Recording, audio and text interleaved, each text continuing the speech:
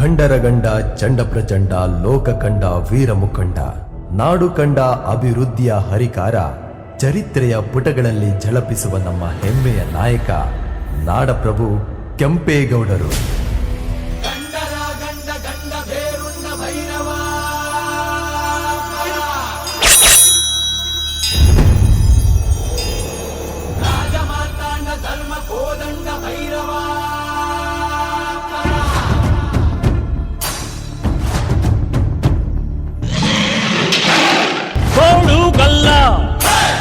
ನೆತ್ತಿ ಮೇಲೆ ಬಿಚ್ಚು ಗಟ್ಟಿ ಯೋಧ ನಿಂತ, ಏಳು ಸುತ್ತು ಕೋಟೆ ಮೇಲೆ ಸಿಂಹದಂತೆ ಕಾದು ಕುಂತ. ವಿಷ್ಣು ಶೈವ ಪಂಥವೆಲ್ಲ ಒಂದೇ ಎಂದ, ದಾನ ಧರ್ಮ ಒಂದೇ ನನ್ನ ಜೀವವೆಂದ. ಕುಲ ಮತಗಳನ್ನು ಸಮಯಂದವನು, ನೆಲ ಜಲಗಳನ್ನು ಉಸಿರೆಂದವನು, ಹೊಸ ಚರಿತೆಯ ಬರೆದನು ಕೆಂಪೇಗೌಡ. ರಣ ಕಲಿಯುವನು, ರಣ ಹುಡಿಯುವನು, ರಣ ಪಡೆಗಳಿಗೆ ಅಧಿಪತಿಯವನು, ಯುಗ ಧರ್ಮೋದ್ಧಾರಕ ಕೆಂಪೇಗೌಡ.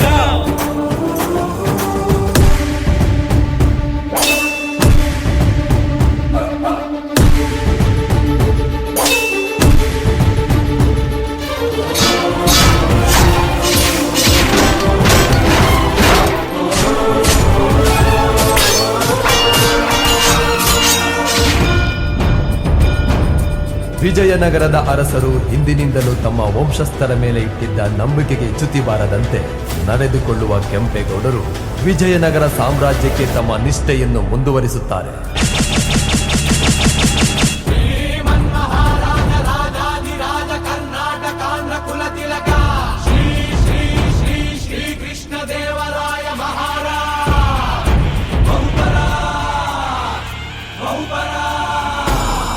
ಭುವಿಗೆ ಇಳಿದ ಅಮರಲೋಕ ವಿಜಯನಗರ, ಕಂಡ ಒಡನೆ ಹೊಡೆಯಿತೊಂದು ಮಿಂಚು ಪ್ರಖರ.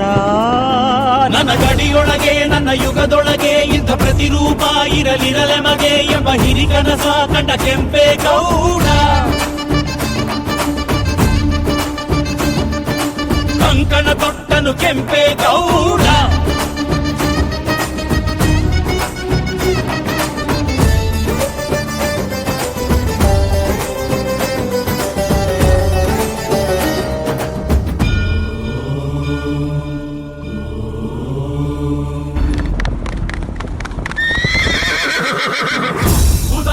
ಅಡ್ಡು ಬಿದ್ದ ಗೌಡನು, ಕಾಲವ ನೋಡಿ ಅಡಿಗಲ್ಲು ನೆಟ್ಟನು. ಬೇಟೆಯ ನಿಟ್ಟ ಹೆಜ್ಜೆ ಹೆಜ್ಜೆಗೊಂದನು, ಗೋಪುರವಿಟ್ಟ ದಿಕ್ಕು ದಿಕ್ಕಿಗೊಂದನು.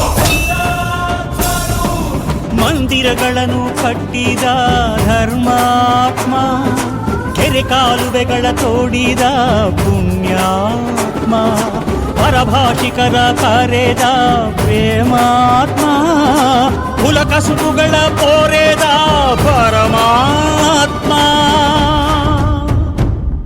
ಬೆಣಚುಕಲ್ಲೂರು, ಬೆಂಗುಮರಗಳೂರು, ಬೆಂಗಾವಲೂರು, ಬೆಂಗಳೂರು, ಬೆಂದಕಾಡೂರು, ವೆಂಕಟೂರು, ಬೆಂದಕಾಳೂರು ಎಂದು ಕರೆಯಲ್ಪಡುತ್ತಿದ್ದ ಪ್ರಸ್ತುತ ಈ ನಮ್ಮ ಬೆಂಗಳೂರು ನಾಡಪ್ರಭು ಕೆಂಪೇಗೌಡರ ಕೊಡುಗೆಯಾಗಿದೆ. ನಾಡಪ್ರಭು ಎಂಬ ಪಟ್ಟ ಕೆಂಪೇಗೌಡ ಹೊತ್ತು ಬಿಟ್ಟ. ವಿಷ್ಣು ಶೈವ ಪಂಥವೆಲ್ಲ ಒಂದೇ ಎಂದ, ದಾನ ಧರ್ಮ ಒಂದೇ ನನ್ನ ಜೀವವೆಂದ. ಹರಿಹರಿ ಬೆವರ ಹರಿಹರಿಸಿದನು, ಹೊಸ ಹೊಸ ನಗರ ಮೆರೆ ಮೆರೆಸಿದನು, ಹೊಸ ಚರಿತೆಯ ಬರೆದನು ಕೆಂಪೇಗೌಡ. ಹನಿ ಹನಿ ಬೆವರ ಹರಿಹರಿಸಿದನು, ಹೊಸ ಹೊಸ ನಗರ ಮೆರೆ ಮೆರೆಸಿದನು, ಹೊಸ ಚರಿತೆಯ ಬರೆದನು ಕೆಂಪೇಗೌಡ.